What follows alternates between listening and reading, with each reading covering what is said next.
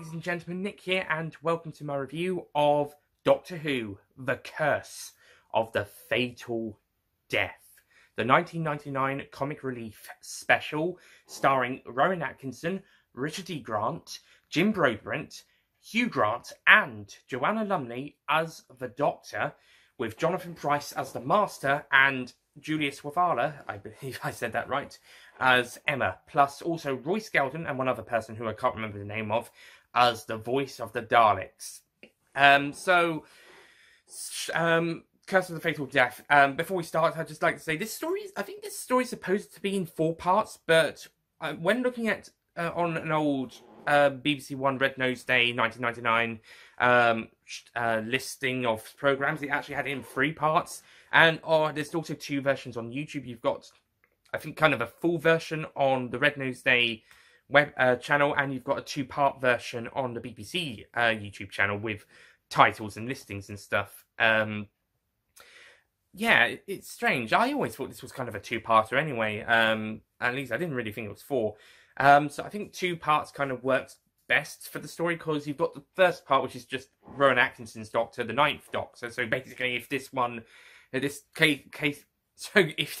in the Doctor Who continuity, this would be the 5 successors to Paul McGann. Of course, continuity would be retconned first by Scream the Shalker and then by Series 1. So this story, and later also Scream the Shalker as well, are not canon.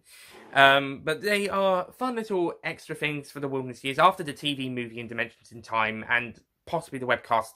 This and Scream the Shalker, well, that is a webcast, but I meant the drawn ones, the art ones, while Scream the Shalker is more of a typical animation one, which is much better, by the way. But they kind of are the most notable stuff from the Wilderness Years after the movie and Dimensions in Time. And yeah, it's also the most notable for being Stephen Moffat's first Doctor Who contribution. And there is a nice little thing in this note for this story that's kind of a nod to something that Moffat would write in the future. Never Cruel or Cowardly, which becomes part of the Doctor's kind of promise to be a Doctor in Day of the Doctor. Never Cruel or Cowardly, and never give up, never give in. So Moffat's obviously taken that from something that he wrote here and he's incorporated it into the main show in 2013. So that's nice, that's cool. The special sees, well, it's actually all kind of a little bit of a mockery of some of the tropes of the classic series, like running up and down corridors, I'll explain later, Daleks saying exterminate and then deciding not to, the Master being over-the-top evil, the Doctor kind of being a bit over-the-top confident, and there's even a line about quarries, so many quarries. So it's kind of digging a couple of classic series tropes. Although one classic series trope it gets right is Dalek voices. This is probably Roy Skelton's best Dalek voices after Genesis of the Daleks. Maybe the other guy got involved as well, but I think it's mostly Skelton. And for the last Dalek voices, he does a fantastic job. Certainly better than he and most of the others did post-Genesis. It was one of my minor nitpicks of Remembrance of the Daleks, and an otherwise perfect story besides that, and one specific deleted scene being cut. But yeah, but I could overlook those 2, and the rest of it was fantastic. But those were bits I could overlook. Here, thankfully, Skelton, fantastic Dalek voices. So I'm not sure whether it was in the Remembrance review or one of the rankings at the time, but I was saying hopefully the Skelton's Dalek voices were going to be good. And I think after watching this, I was able to sneakily edit that in. Anyways, Jonathan Pryce as the Master. Wow. Can he be an official Master? He is really great. He's got so campy, but at the same time he sort of respects the Delgado and more so the Amy Masters. He's so amazing. Such fun. Yeah, he is over the top campy. He's very campy, but not to the same extent to Eric Roberts. It's a different campy. He's comedically campy. He's taking, again, the traits of the Master, especially the Delgado and Amy Masters, and just cranking them up to 11. It's kind of a I'm not sure. But Price is amazing in the role, and it's just so cool. And similarly, Rowan Atkinson, fantastic choice for the Doctor. Not only is Rowan Atkinson a fantastic actor, but he just does an amazing job in this role. He's so good, and he gives me some Pertwee vibes as well with some places, which is always cool. He's kind of got the darkness of his first incarnation, but with the Pertwee confidence. It's pretty cool. And also Julia Swifala, who was actually eyed as the companion to, well, the actress to play the companion following Ace. She does a really great job as Emma here as well. The companion of this story, she's really good. Fun fact that she was in about the time of her being eyed for the new the Seventh Doctor's next companion. She was in a program called Absolutely Fabulous. I reviewed the 2016 film spin-off of that series on this channel last year. Go check that out. But in this special, she gets to co-star alongside an Ab-Fab co-star, Joanna Lumley, later on at the end. Not sure if anybody else was in Ab-Fab. Anyway, so the first episode of the BBC version is basically the Doctor and Emma. They've come to this place to talk with the Master about them getting married, and much to the Master's disgust. It's actually really funny. The Doctor wants to retire and settle down after over 900 years and 9 incarnations of saving the universe. And he and the Master keep trying to one-up each other on talking to the architect of the building, and there's some really interesting stuff about that. Of course, the Master then, after the Master falls down a sewer and comes back about 300 or so years later, he brings the Daleks along, and he keeps falling down sewers until eventually he gets back up. The Daleks come and try to exterminate the Doctor before capturing him and Emma and taking them to presumably their ship or another room. I'm not quite sure. This is when we entered the part 2 segment of the BBC version. Before we do, I'd just like to mention that the comic relief version, the cliffhanger just has a couple of Daleks behind the door. Just a few Daleks. The BBC version has loads of Daleks. It's an entire Dalek army. I think I watched something, probably a Doctor Who Confidential, where they were talking about it, and they mentioned this was the first time you saw CG Daleks on screen, a CG army. So they probably, what they did was, had those first couple models from the comic relief special, and then kind of did multiple versions of them for the other Daleks. Though, to be honest, one or two Daleks, one or two normal prop Daleks would have been fine for that. Just for a sense of trapness. But yeah, it looks pretty cool. They actually look a lot like models rather than CGI. Of course, in 6 years' time, there'll be another Doctor Who story where they can do lots of CGI Daleks on screen. And those ones don't look like models. They actually do look like it is CGI. Series 1 finale. We'll get to that in about half a decade. Anyway, the Doctor and Emma are taken aboard the Dalek ship. The Master is also there. And because he's teamed up with the Daleks, he's gotten pieces of Dalek technology with him. In part 1, we saw him with the sucker for an arm for some reason. And now in this, in part 2, he's got Dalek bumps on his chest. And there's lots of boob jokes. In fact, part 2 actually has quite a lot of sexual jokes.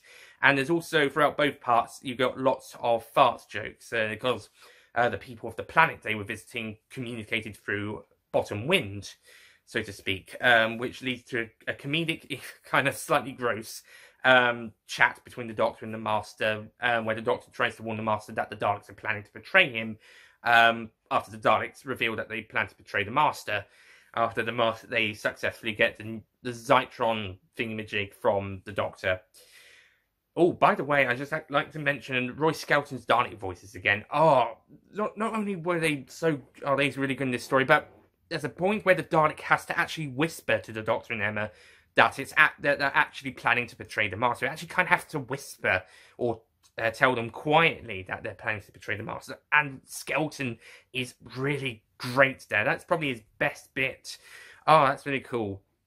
Anyway, the Daleks try to kill the Master, but they fail, and the Doctor gets hit somehow, and regenerates into Richard E. Grant, with the Master talking Emma through the regeneration process. Grant then does a bit of a thing. He says he's going to rescue the Daleks as a way to from the Zytron thing after they damaged it. as a way to end his career, kind of start his retirement. And what do you know, a little bit of tinkering around causes him to regenerate again into Jim Broadbrent. And I kind of have a little bit of a problem with Broadbrent's Doctor. He's kind of a bit shy of girls all of a sudden for some reason. It's a little bit awkward. I mean, fair enough, the Doctor could be shy of girls, or gay. But here it's done a little bit awkwardly. I don't know if that's the writing or the directing or Broadbrent's performance. Broadbrent is a great actor, but here, not so much. It's kind of a little bit awkward. He's not on screen that much, which is both kind of a bit relieving, but at the same time, it does make his incarnation the weakest of the story. Little screen time and a kind of a weak personality. I mean, I'm not saying that they should all be like Richard E. Grant, kind of a bit suave, a bit confident, kind of a little bit full of themselves, but at the same time, really care for others. He's kind of a bit of the 6th and 10th Doctors merged into one.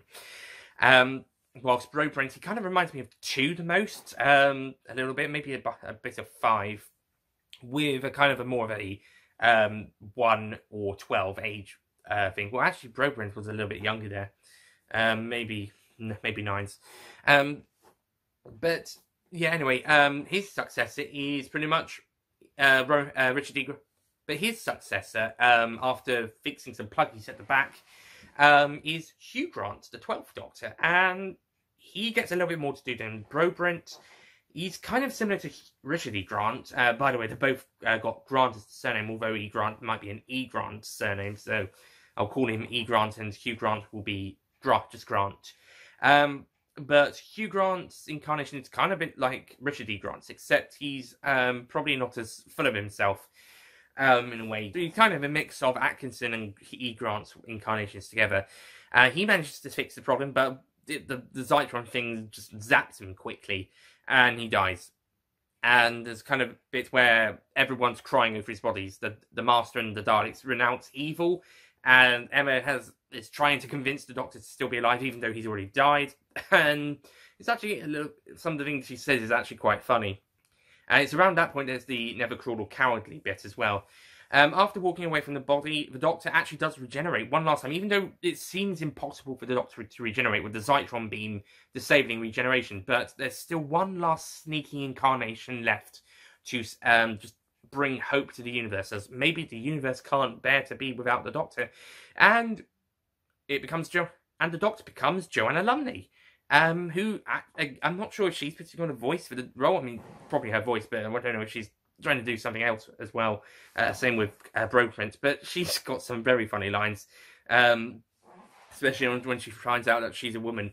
Of course, Emma kind of stops falling in love with the Doctor now. She's not gay. She's all bisexual. She's 100% straight, and she's not comfortable with marrying the Doctor.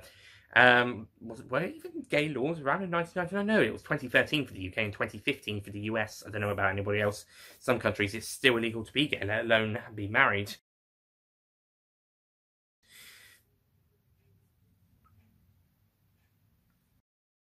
Anyway, but the Master falls in love with the Doctor instead, and vice versa, and they go off to have an adventure. Also, there's a very funny sonic screwdriver joke here as well. By the way, after that bit, Emma just disappears. Literally, once she knocks the sonic screwdriver out of the 13th Doctor's hands, that's it. She kind of ducks down under camera, and she's gone. Where did she go? Seriously, where did she go? Did she just fall down? Even then, we don't see her on the floor. Where did she go? And if she was going back home, then how is she going to get back home without the Doctor, or the Master, or the Daleks taking her home? I presume the Daleks continue to renounce evil, and I guess the Master and the Doctor live happily ever after. Yeah, it's a bit strange. Curse of the Fatal Death is a really fun, really enjoyable story, and it's a great chance to see 5 comedic celebrities. Well, I don't know about Richard E. Grant being a comedic. Let's just say 5 notable actors / comedians in some cases, getting the chance to play the Doctor unofficially later on down the line, it turns out, but for a bit of fun, for comic relief. It's just a little bit of fun, some fun non-canon fluff. Enjoyable and really funny. Hey, it's better written than Dimensions in Time, and kind of sticks quite true to the classic series whilst also poking fun of it. as well as some other traits. And it's pretty well done. There's just a few nitpicks, like where did Emma go at the very end? Broadbrent's Doctor doesn't really impress me that much. Hugh Grant, sorry, not Richard. Hugh Grant doesn't have much screen time to impress me that much either, although slightly more impressed with his personality, although it's sort of kind of a mirror image of Richard D. Grant, but less pompous. And I think there could have been a bit more time with Lumley's as well, actually, although I think the jokes that they do go with her could do work. Not sure why the comic relief version doesn't have the Daleks, the multiple Daleks as the cliffhanger. It's just got the few. Maybe the BBC one has the final visual effects added in. Some of the jokes in part 1 about the sewer do go on a little bit too long. That being said, I think everyone does do a great job. Great production, great acting, especially Rowan Atkinson, Julia Swavala, and Jonathan Pryce. And I think Atkinson could be the best of them all. I mean, he did get the most time on screen, but he's also got probably the best personality. Scream the Schalke fans, I don't want you to get confused. Richard E. Grant's Doctor here with his Schalke Doctor there. Kind of separate Doctors. Schalke is a bit more of a darker, moodier Doctor, but with a bit of a fun side. A bit like Christopher Eccleston's Doctor later, 2 years later. Whilst Hugh's kind of a mix between Colin Baker and David Tennant. On the whole, Curse of the Fatal Death, again, like I said, fun, enjoyable, bit of fluff, just something you put on for about 20 minutes. Comic release special. Nice, fun, enjoyable entertainment, and probably the closest thing you'll get to actual Doctor Who, or at least actual live-action Doctor Who, until 2005. Of course, the rest of the Wilderness Years stuff we're going to have is going to be animated. We're going to have the webcasts. They're going to be the last Wilderness Years stuff, and then the next live action Doctor Who episode will be Rose in 2005. So this is technically the last live action Doctor Who before the new series, and it's also the last Doctor Who of the entirety of the 20th century. It's not even canon, but at the time it was probably the closest thing to being canon, as you've got basically the final 5 Doctors of this regenerative cycle before it was broken first by Scream the Schalke and then by Rose. So I'm going to give The Curse of the Fatal Death a 8 out of 10.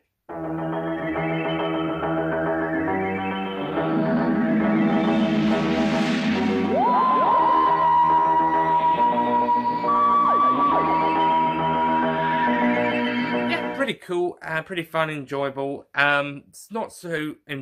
there are some questionable bits, some not so great bits, but it's a comedic one for comic relief. It's supposed to be a parody, it's supposed to be fun, it's okay, and pretty good story, come to think of it. And it was a good kind of a practice, and it was a kind of a good practice story for Stephen Moffat to write before going on to write properly for the actual show, first in series 1 to 4, and then becoming the showrunner and head writer for series 5 to 10, with probably the most controversial era of the entire show, even more so than the JNT era in the 80s. Especially series 7 onwards, I would say. I mean, series 5, I think most people consider that one pretty strong, but series 6, 7 onwards is a bit more controversial. Anyway, that's it from me. Thank you for watching. The next Doctor Who review will be Death Comes to Time, which is the first of the BBC I Doctor Who website webcasts, and the only one that they did with BBC Radio. The next 2 would be with Big Finish, and then the final one would be an original, completely original. I will also be doing a kind of for the 1990s, I'm going to be doing a worst to best Wilderness Years of the 90s ranking, and I'll do the same for the early 2000s as well, and then an overall one. I've also decided for the Doctors of this story and Scream the Schalke, I'll be doing a ranking after Scream the Schalke, where I'll do a ranking of my least favourite to favourite Wilderness Years non-canon Doctors, the 5 Doctors from Curse of the Fatal Death and the Schalke Doctor, how I would put them in my own little ranking of non-canon Wilderness Years Doctors. Non-canon as in the ones from these 2 stories, not the canon Doctors like 6, 7, 8, etc. 6 because he's in real time, which is one of the upcoming webcasts. Anyway, that's it from me. Thank you for watching. Next time, after the 1990s Wilderness Years ranking, Death Comes to Time. Goodbye.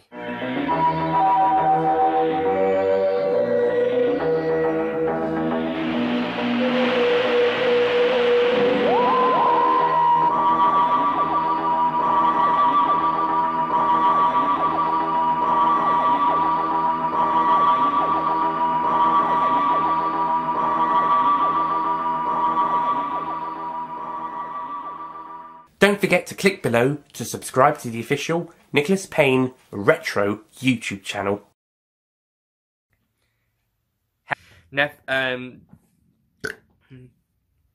I've reviewed the film from 2016 of back on the Retro. But Swiftala gets to, but in this short, she gets to co-star alongside a absolutely fabulous. But in this, there would, of course, there will be loads of Daleks done in CGI in a few years. Of course, in 6 years. Yeah, 6 years. Of course, in 6 years' time, Daleks would be, at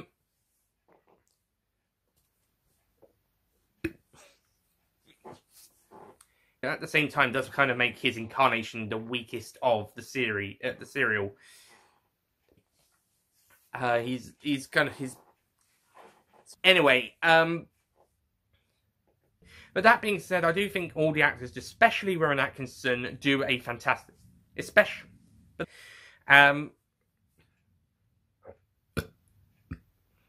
Also,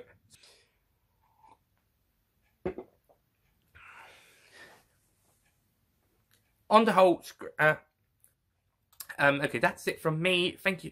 And I'm also going to do a my least favourite to favourite non-canon of the Wilderness Years. I'll also be doing my